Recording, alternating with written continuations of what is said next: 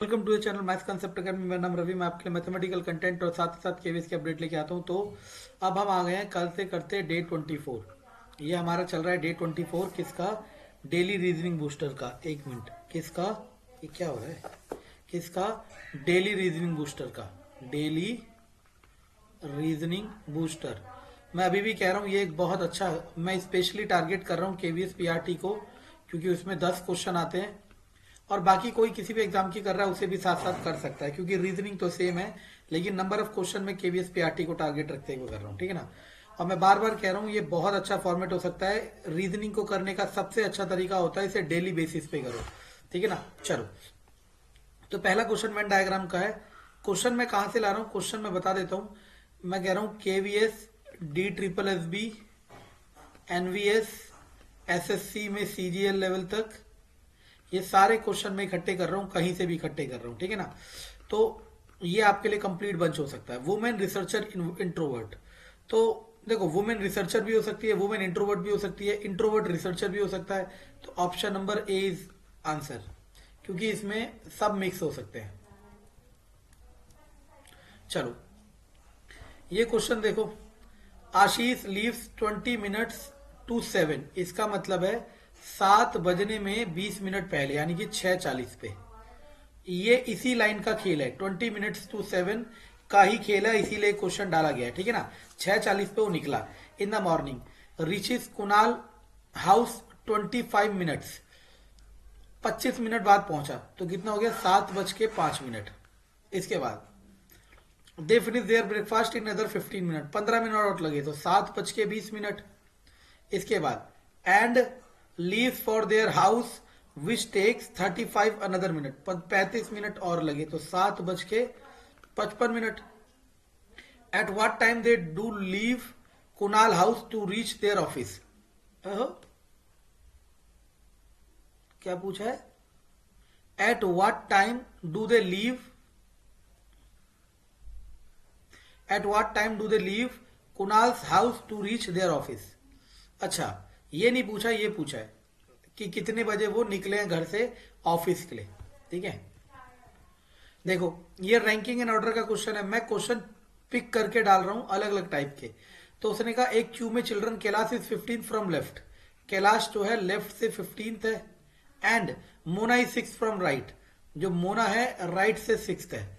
ये ओवरलैप भी हो सकता है, नॉन ओवरलैप भी हो सकता है। When they interchange their position, मतलब Kailash become 13 from left. Interchange करा तो मोना यहां आ गई, कैलाश यहां आ गया। अब कैलाश जो हो गया लेफ्ट से 13th हो गया, लेफ्ट से 13th हो गया, यानी कि कैलाश किसकी जगह खड़ा है? मोना की जगह। तो मोना भी लेफ्ट से 13th होगी। तो मैंने क्या कहा था? आपको किसी एक इंसान का लेफ्ट और राइट से पोजीशन पता चलना चाहिए। अब वो कह रहा है पहले टोटल पर्सन निकाल लो। कैसे निकलेंगे? 13 6 19 -1 18। अब वो कैलाश का right, what will the Mona's position from right, then what will be the Mona's position from right. Okay, ये नए वाले में पूछ रहा है, क्योंकि पहले वाले में तो मोना की पोजीशन दे रखा है। नए वाले में मोने की पोजीशन राइट से। मोना किसकी जगह खड़ी है? कैलाश की जगह। तो कैलाश की पोजीशन राइट से पूछ रहा है। तो क्या होता है? Total equal to left plus right -1, 14 4। तो आंसर आ जाएगा 4th। तो देखा आपने, अगर आपको रैंकिंग वाले के कंसेप्ट पता है तो आपको बनाने की जरूरत नहीं है। ठीक है ना? अब अगर इसके बाद आते हैं, अब family consist of grand mother, father, mother, grandmother, father, mother, 4 sons and their wives, and 1 son and 2 daughters to each son। चलो, ये बहुत आसान है। देखो, सॉरी, ग्रैंड मदर, ठीक है ना? ओ थोड़ी स्पेस चाहिए। देखो, ग्रैंड मदर, फादर उसका बेटा पिता, मदर, सर्कल को मैं किससे शो कर रहा हूं? फीमेल, और स्क्वायर को किससे शो कर रहा हूं? मेल। ठीक है ना? Mother, 4 sons, 1 2 3 4, and their wife, सबकी अपनी अपनी पत्नी है। 1 2 सॉरी 2 3 4, एंड 1 सन, एक लड़का। अब ये नहीं समझ आ रहा कि ये एक लड़का, चलो मैं मान के चलता हूं हर किसी का एक लड़का और 2 लड़की हैं। एक लड़का और दो लड़की है, एक लड़का और दो लड़की है, एक लड़का और दो लड़के। अगर जरा सा भी कंफ्यूजन लगे तो हिंदी में पढ़ लिया करो। फीमेल कितने हैं? एक फीमेल, दो फीमेल, 3 4 5 6, और यहाँ पे 2 2 4 2 6 2 8, 6 और 8 14। ठीक है ना? गलत हो तो बता देना कमेंट में, वैसे लगता नहीं है। ठीक है ना? क्वेश्चन नंबर 96 पे आते हैं। Daya has a brother, Daya has a brother, ये कॉमा कहाँ लगा दिया? अनिल। दया का ब्रदर है Anil. Daya is the son of Chandra's, क्या लिख दिया मैंने? चंद्रा विमला विमल। अच्छा, दया इज द सन, ये कॉमा है, Daya is the son of Chandra. अच्छा, दया, मैं सोचा लड़की है, शिट। दया का एक भाई है Anil. Daya is the son of Chandra. अब चंद्रा भी क्लियर नहीं है। Bimal is Chandra's father.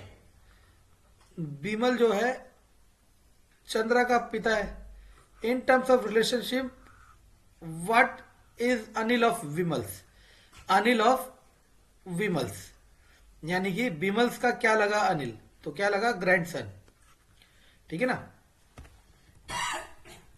Okay, ये वाला क्वेश्चन आपका होमवर्क है, देखते हैं कौन बताता है, कितने लोग बताते हैं। ठीक, ये देखो, ये नंबर, ये नंबर, ये नंबर, ये नंबर, ये नंबर। पहले मैंने सोचा गैप गैप का, 1 का, 2 का, 2 का, 4 का, 2 का। नहीं, गैप का मत देखो आप। ये देखो, ये भी प्राइम नंबर है, ये भी प्राइम नंबर है, ये भी प्राइम नंबर है, ये भी प्राइम नंबर है, ये भी प्राइम नंबर है। तो अब इन चारों में से कौन से को प्राइम है? मतलब ऐसे नंबर जो जिसमें दोनों, 1 मिनट, दोनों प्राइम हो, है ना? को प्राइम हो। 11 13, 13 17, यहाँ तो 2 को प्राइम आ गए, एक 13 17 और एक 13 19। 1 मिनट, कुछ और लॉजिक है, यानी कि तो हमारे पास क्या लॉजिक मिल सकता है, देखते हैं। 13 2 3 1 2 2, 1 दूनी 2, 2 दूनी 4, 4 2, नहीं, तो हमारे पास होगा 4। ओके ना? तो हमारे पास होगा सी, क्योंकि गैप या तो 2 का चल रहा है, 4 का चल रहा है। सी के बाद डी, ई छोड़ा एफ, जी एच छोड़ा आई, जे के जोड़ेंगे एल, एल से ये भी स्टार्ट हो रहा है, ये भी, तो इन दो को तो हटाओ पहले। ए के बाद B C D, E F G, H I J, L के बाद जे, तो आंसर नंबर इज डी। चलो, ये है ब्लड रिलेशन का क्वेश्चन। ब्लड रिलेशन में करा चुका हूं, ठीक है ना? इंट्रोड्यूसिंग राजेश, नेहा सेड, नेहा ने कहा राजेश को इंट्रोडक्शन देते हुए, राजेश मेल ही मान लेता हूं, ठीक है ना? Neha said his brothers father, मतलब राजेश का जो भाई है उसका पिता, दोनों का पिता एक ही होगा, उसका पिता, ठीक है ना? Is the only son of my grandfather, मतलब समझने की कोशिश करना, क्या कह रहा है कि नेहा के ग्रैंडफादर होंगे, मतलब नेहा के कोई पापा होंगे, उसके पापा होंगे, उसका इकलौता लड़का ये है। यानी कि देखो, ग्रैंडफादर ये रहा, उसका इकलौता लड़का नेहा का भी पापा है, यानी कि नेहा यही, how Neha is related to Rajesh. तो एक ही सीरीज में या तो पति पत्नी होते हैं, भाई बहन होते हैं, तो आंसर हो गया सिस्टर। चलो, ये बहुत इजी क्वेश्चन है और ये थोड़ा सोचने के ऊपर है, ठीक है ना? सोचने के ऊपर है। देखो कैसे, सुनना। राम की एज लास्ट ईयर स्क्वायर था किसी नंबर का, और 1 साल बाद क्यूब हो गया, तो आप 25 और 27 को ले लो। प्रेजेंट एज कुछ है, 1 साल पहले 25, 5 का स्क्वायर, 1 साल बाद 27, 3 का क्यूब, सही है ना? अब वो कह रहा है कितने साल और रुकना पड़ेगा कि वो क्या बन जाए, क्यूब बन जाए। तो मान लो उसकी एज 26 है। अब इन्हें जोड़ जोड़ के देख लो, 26 में 38 जोड़ोगे, 8 6 40 लोगे, 5 3 8 7 और 6, समझ आया? बस, तो आंसर आ गया 38, ठीक है? तो आपको मुझे किसका आंसर देना है, इस वाले का, ठीक है ना? आंसर मैं भी दे सकता हूं, लेकिन आपके लिए कुछ होमवर्क डाला जाता है ताकि कमेंट में देखा जाता है कि कितने लोग इसको कर रहे हैं। हो सकता है ये मेरा लॉजिक गलत हो, मैं इसका आंसर चेक करके बताऊंगा, लेकिन जहां तक मुझे अप्रोच लगा तो मुझे लगा यही हो सकता है, ठीक है ना? तो अगर सीरीज पसंद आए तो लाइक करें, सब्सक्राइब करें, शेयर करें। Thank you.